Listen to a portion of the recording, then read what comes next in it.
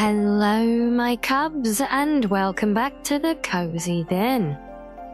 Yes, we are still relaxing here in the den itself as we continue to explore the in-game lore and literature of Kingdom Come Deliverance.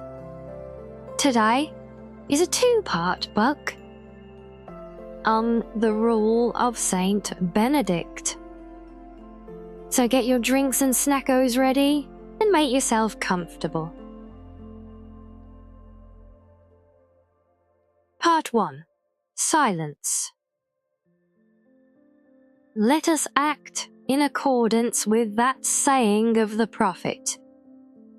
I have said, I will keep my ways, that I offend not with my tongue. I have been watchful over my mouth. I held my peace and humbled myself, and was silent from speaking even good things. If, therefore, according to this saying of the prophet, we are at times to abstain for silence sake, even from good talk, how much more ought we to refrain from evil words?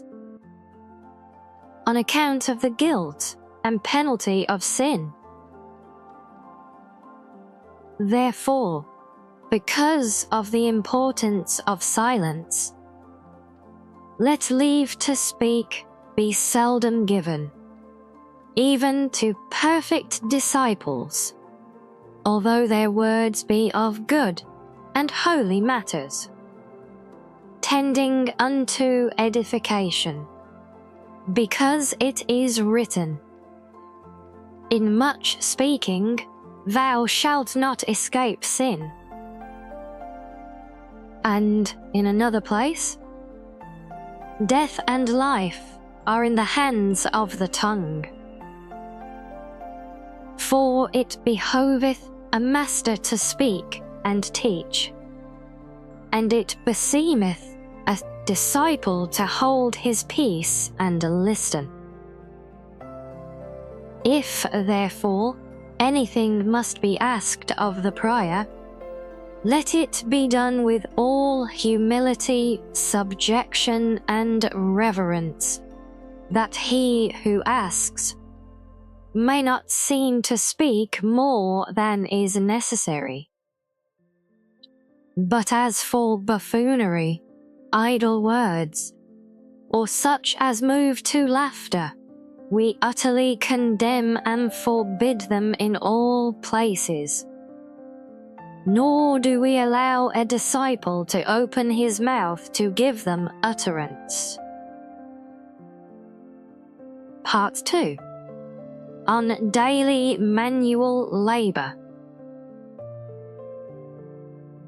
Idleness is an enemy of the soul.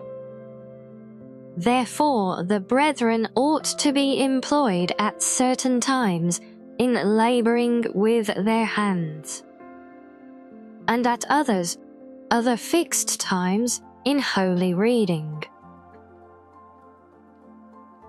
Wherefore, we think that both these occasions may well be ordered thus.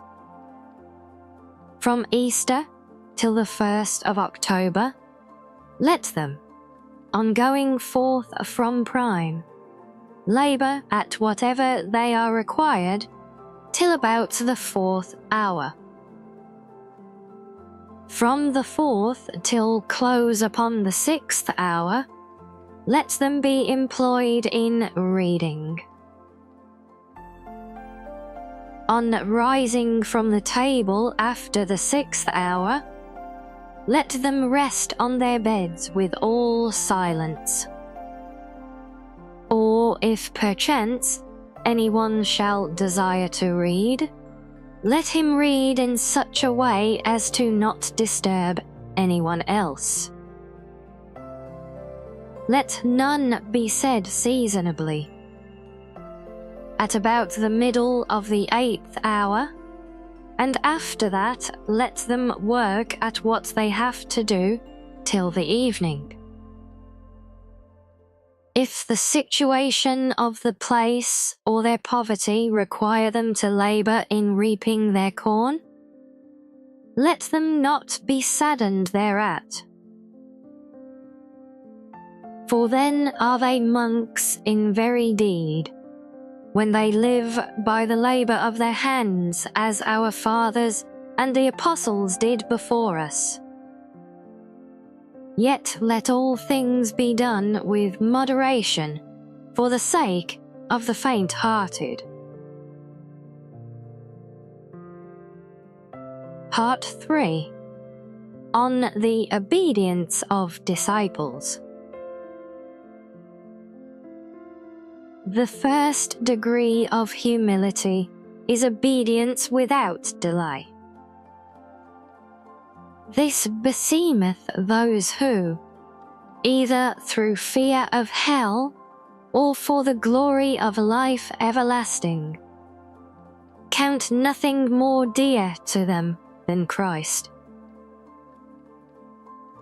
These, presently, as soon as anything is commanded them by the superior, make no delay in doing it, just as if the command had come from God. This obedience will then be acceptable to God and pleasing to men. If what is commanded be not done fearfully, slowly, coldly, or with murmuring, or an answer showing unwillingness, because the obedience which is given to God, who hath said, He that heareth you heareth me. Hence it ought to be done by the disciples with a good will, because God loveth a cheerful giver.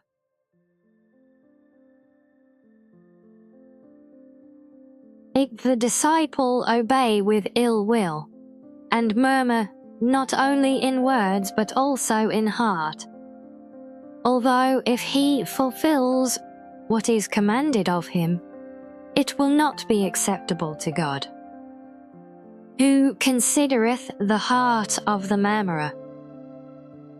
For such a work he shall not have any reward, but rather incurreth the penalty of murmurers, unless he amend and make satisfaction. Part 4. The Abbot. When, therefore, anyone taketh upon himself the name of abbot, he ought to govern his disciples with a twofold doctrine. That is, he ought first to show them all virtue and sanctity more by deeds than by words. Hence, to such as are intelligent, he may declare the commandments of God by words. But to the hard-hearted and to those of the ruder sort, he must make these precepts manifest by his actions and by his life. Therefore, the abbot ought to teach, ordain, or command nothing but what is comfortable to the commands of our Lord. But let his commands and doctrine be mingled in the minds of his disciples with the leaven of divine justice. Let there be no distinction of persons in the monastery.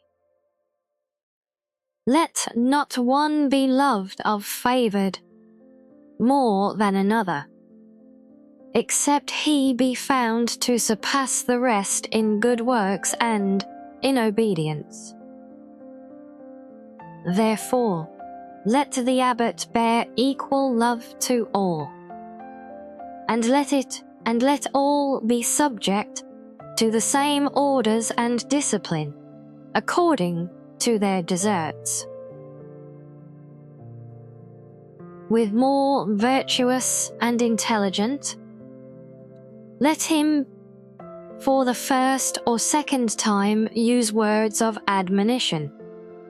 But the stubborn, the hard-hearted, the proud and the disobedient, even in the very beginning of their sin, let him chastise with stripes and bodily punishment, knowing that it is written, "The fool is not corrected with words."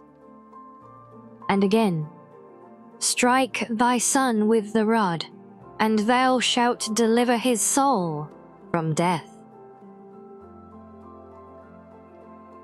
Well, there you go, my cubs. An interesting insight into some of the religious doctrines and the role particular of Saint Benedict. So I do hope you have enjoyed as always and found this one equally fascinating as I have done. So until next time, everyone, stay cozy.